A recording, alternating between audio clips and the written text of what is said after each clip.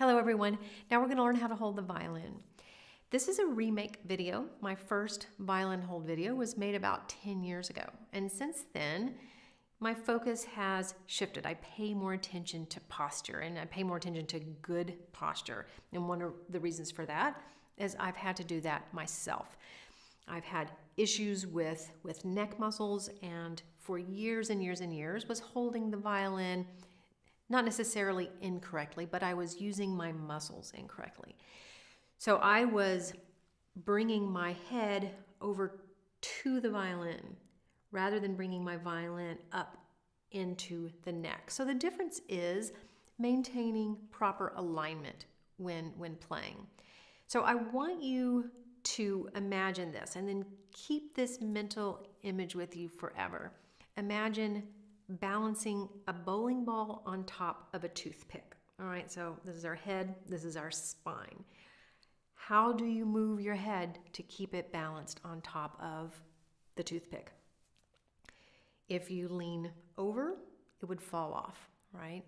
So when we tilt our heads, we have to rotate by pulling the chin in as we tilt the head down.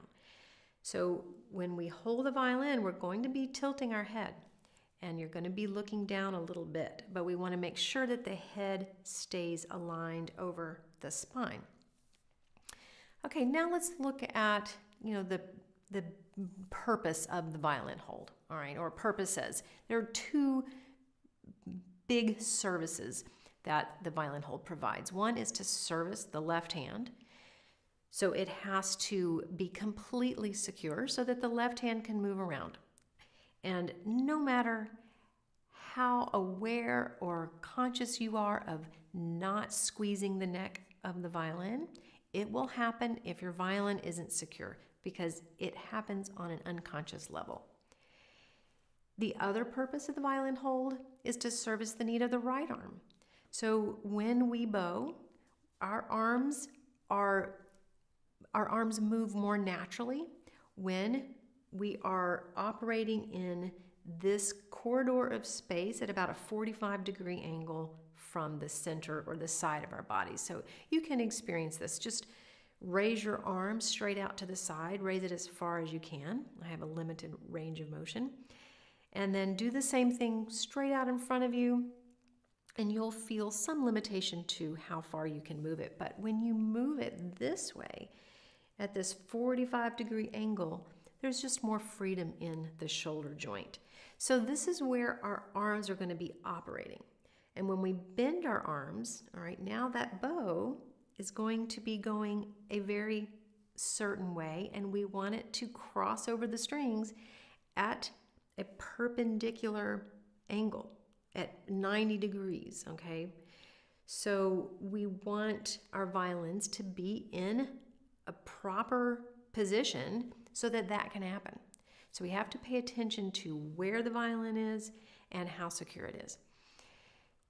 So now I want you to, with your left hand, I want you to raise your left hand and do the same thing. You can feel that anyway, 90 degrees is just a very comfortable place for arms to be in space.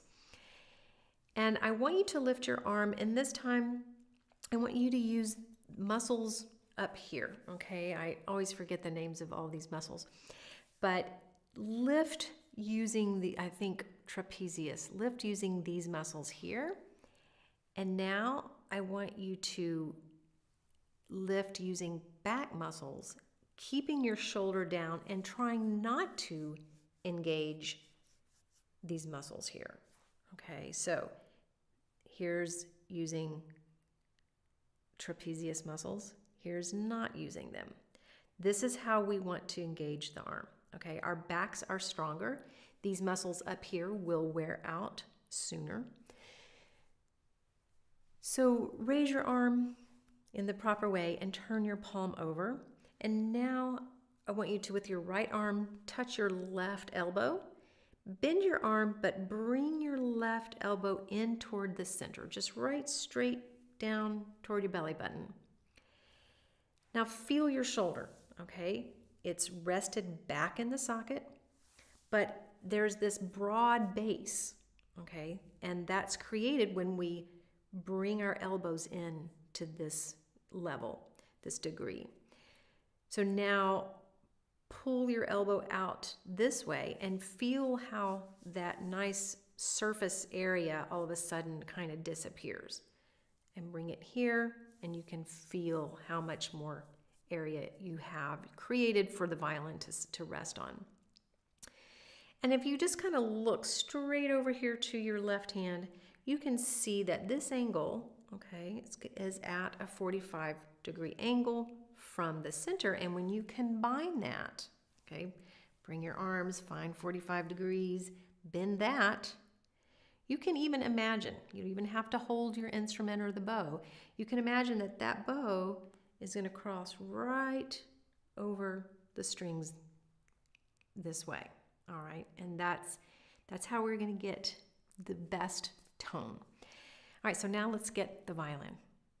So when you start practicing, I want you to always first just remember these concepts, keeping your head aligned over your spine, raising your arm in the way that I described, using back muscles, and just get in the habit, at least for a while, of raising your arm a little bit higher than you need to hold the violin. This will just basically kind of activate the muscles necessary to hold the violin. It also helps you start with good violin posture. Now, eventually, your violin might start to sag, and mine does. When you see all of these videos that you're about to watch, you'll see that my violin droops a little bit. Part that's because I have poor strength and posture, and it's just become such a habit that's just kind of the way I play. But I do want you to play with beautiful posture. So go ahead and bring the instrument into deep against your neck, okay? Now remember, bowling ball, okay? So turn your head, keep your chin in, and then bring it down.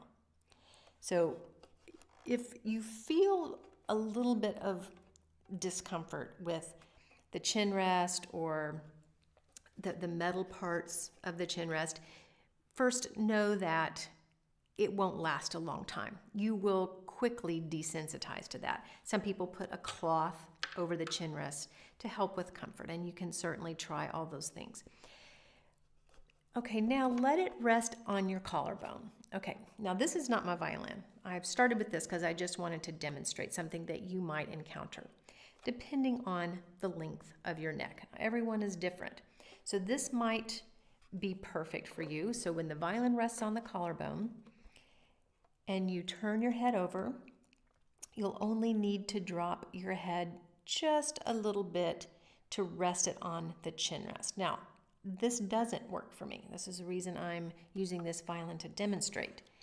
In order for my head to actually rest, and we want it to rest its weight on the chin rest, I have to drop my head this far down. And that's too far. That's not natural. So dropping it at about like the distance of a nod, of a royal nod, is all you need. So this chin rest then doesn't work for me. All right, now I'm going to show you with my violin. All right, here's my violin, and I have a tall chin rest, okay, for the express purpose of filling in more space between the violin and my chin so that when I drop my head, it only has to go this far, all right? I'm also able to keep my head above my spine, and now I'm looking at the angle, and my violin is about at a 45-degree angle. Okay, so not like this and not like that. My elbow is pointing in toward the center of my body. And now look at how straight the line is from the bottom of the elbow to the top of the fingers. I'm holding my instrument in a way where my hand, the palm of my hand is up against the shoulder. Right? This is providing a lot of security for the moment. But this also helps to establish this straight alignment from your elbow to your fingers. It prevents this from happening or this from happening. So when you're first holding your instrument and you're working on right hand exercise, I have a lot of those, I want you to hold the instrument like this. All right, don't hold it down like this. Again, just to help reinforce proper posture. All right, now this would all be fantastic, except that if I were to drop my left hand, I would want my violin to stay exactly in place. I don't want it to move at all. But unfortunately, if I dropped my left hand, my violin would fall. Now, you may be one of the rare individuals who can hold the instrument without a shoulder pad. I cannot. I have to fill in the remainder of the space that really is from the top of my shoulder up to, the underside of the belly. I need support there. That's where shoulder pads come in. And, there are many, many different kinds. And as everyone has a different shape, unfortunately, there's not one size fits all.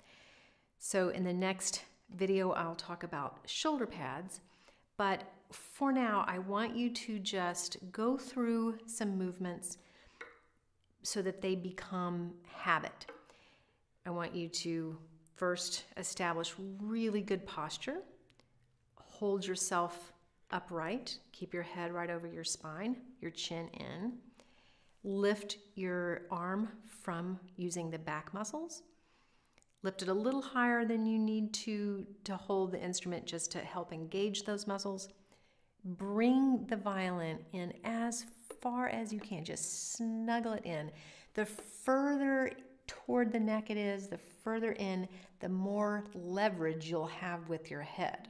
Okay, your head will actually extend further over the instrument and it will stay a lot more secure. If there is even a millimeter of space between the instrument and my neck, I feel less secure. So I really like to snuggle it in there as tight as I can. And then think about the alignment of your arm and the position of the elbow.